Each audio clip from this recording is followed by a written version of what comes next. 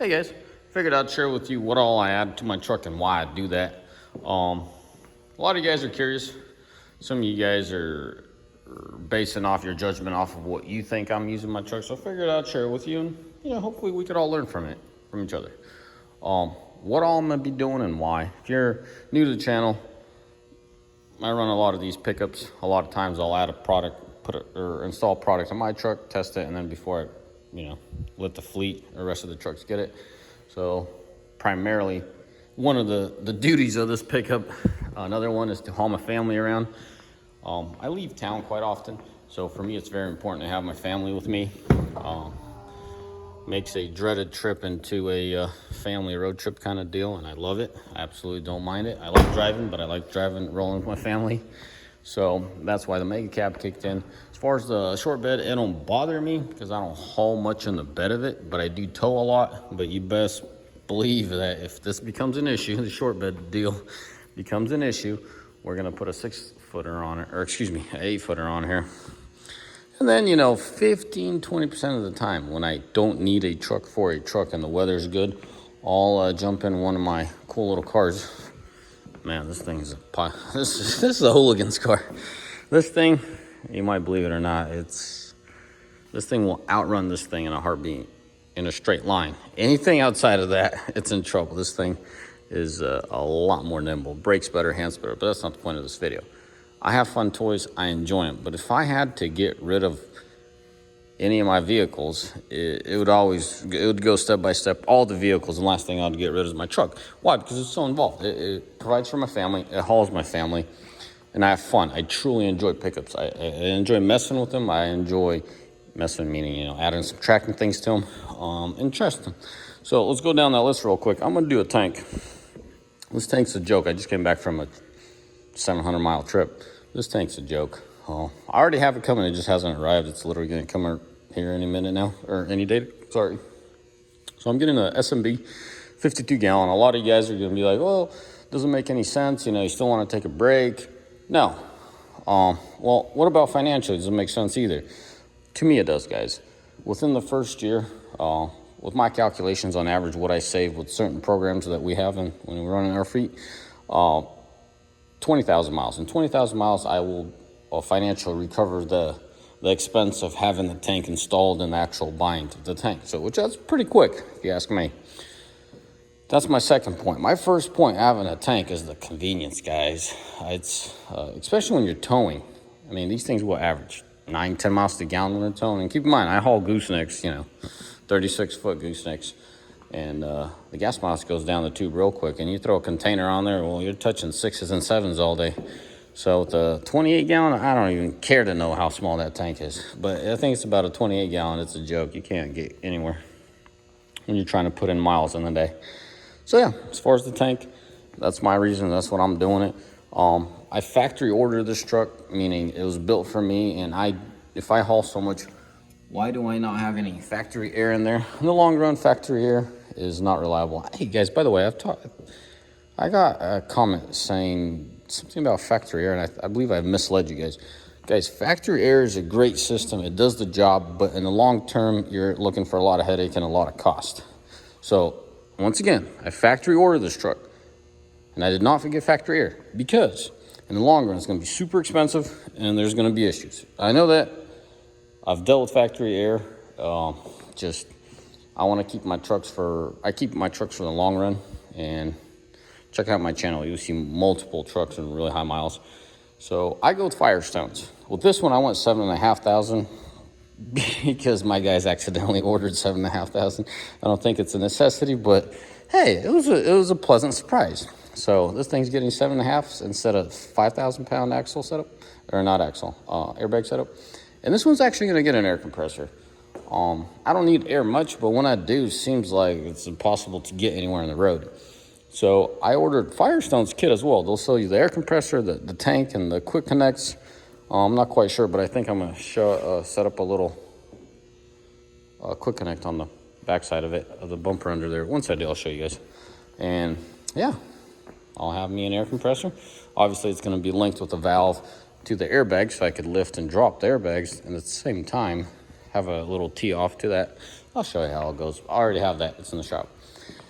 Anyways, next thing, I put on mud flaps. I wanted to see how WeatherTech's new mud flaps are. I'll show you how they are. They're a good product. I'm not quite sure if they're staying on this truck because my next thing is wheels. I want to be conservative. I want it to look proportional. Right now, it does not look proportional to me. Right now, the front end looks quite a bit bigger. So I want tires that pop out more and they stick out a little more. I want them to be flush or to pop out just a hair. So I'm guessing a 0 offset is what I'm looking for. Maybe a negative 18, hopefully somewhere in that ballpark. I had negative 24s on my other trucks. It was a little too much for me. So we'll try to stick to that negative 18 max kind of deal. But truly, I want a 0 offset. Makes logical mechanical sense. 0 offset's perfect, right? So your wheel bearings, ball joints, everything's perfect. Anyways, so that's that. As far as tires, the stock ones are 285 60/20s. I went with 295 60/20s. Just a hair wider. And obviously, proportionally to the sidewall, it's going to be a little taller. Not a dramatic change, but yeah. If you guys got any great ideas for this truck, what wheels we should do, throw them in the comment section. I'm still looking for them, so I haven't made up my mind. As far as the bed itself, I'm going to go with BMW turnover ball system. It's a great system. I love it. I like it more than the factory. Once again, it was factory ordered and it's not here. Why, Paul? You don't make sense. You pull Goosenecks. I don't like it. Big old, ring looking things. I don't like factory setups. So I do put in the wiring. Yes, Ram was nice enough to give us the plug there, but that ain't it. 7-way RV hookup. A little plug in there, and then we'll install the hitch. I have everything in the shop waiting for me. My guys are so busy, but hopefully next week they'll have it all done.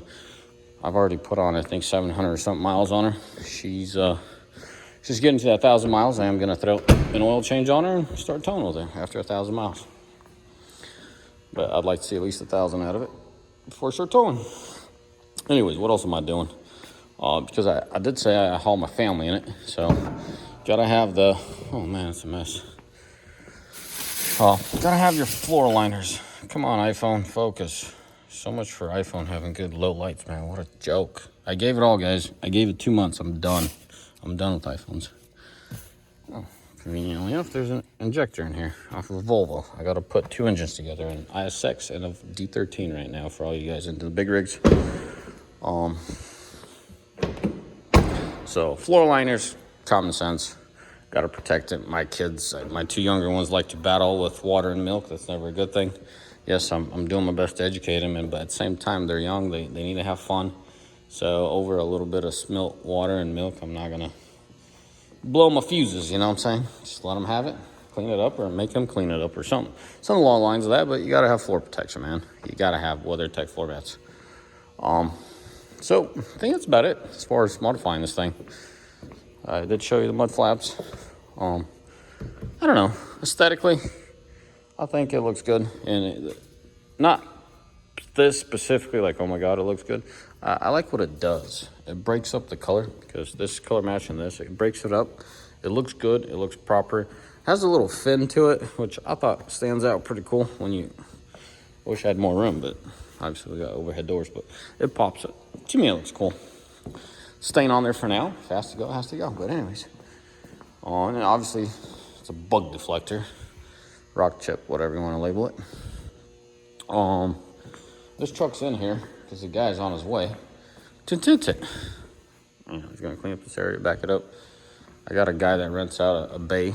This is my shop. So he'll tint it. Now, why do I get tint? I actually get the really high-end film tint. Heat. Heat's a big killer with the engines and the interiors everywhere.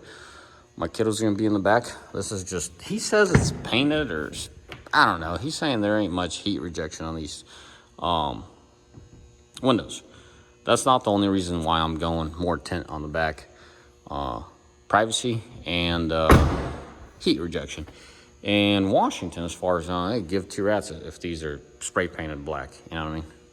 So obviously we're going to go much darker here. Reject heat, biggest thing. And for me, I got an issue with like light, like really bright light. So yeah, tint is a must for me. I had these laying around from my 19s, the OEM Rams. but they're gonna go once I get the kit, the WeatherTech kit. Anyways, boys, that's about it as far as accommodating for power. Oh, that's what Ram did. Come on, would you focus, please? You see that little button there? Oh, the ignition's off. That's your power. That's the switch for the power outlet in the bed of the truck. But this is what I got. I got me my auxiliary switches in here. If you don't have them, I advise you to get like a little monitor, CTS or CTZ or something like that. No, CTS. Edge makes them. You can monitor more stuff rather than making a bunch of holes in your dash and trying to have toggle switches in there.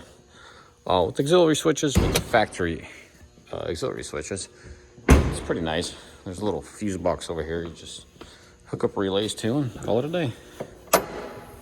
I don't want to supply all the power through it, but we'll see.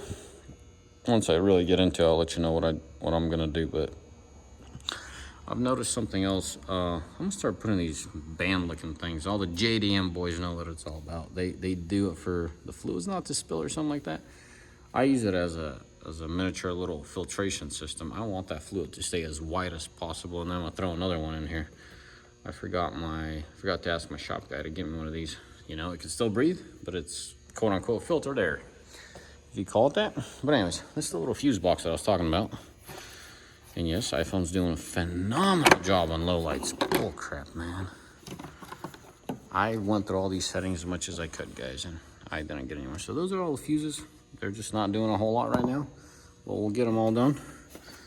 I mean, those are some fatty fuses, so hey, I might be running directly through this as a power source instead of just a relay fused line. Oh, I screwed that up.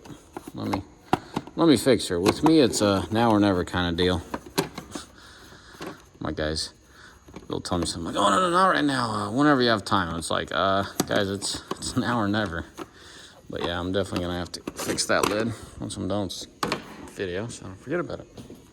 Anyways, boys, that's about it. You know, if you guys curious under the hood, I'm more than likely to show you anything. For all them guys looking for the CP3s, thank iPhone. Yeah, I don't have nothing, but there's a CP3 in there. You could look at my other video. This is actually disappointing.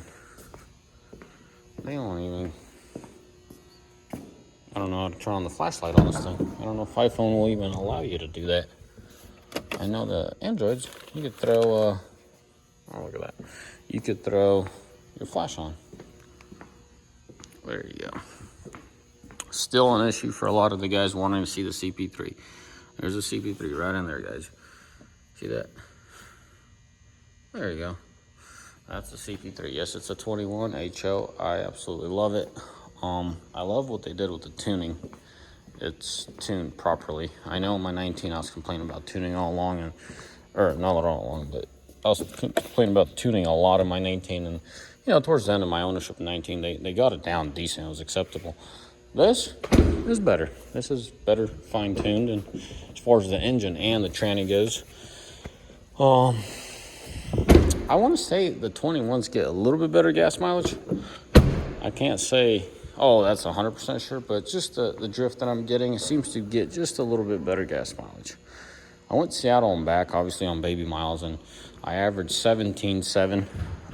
I wasn't slow by any means. But anyways, guys, as always, may the Lord bless you, and may Almighty find day. Ciao, bye.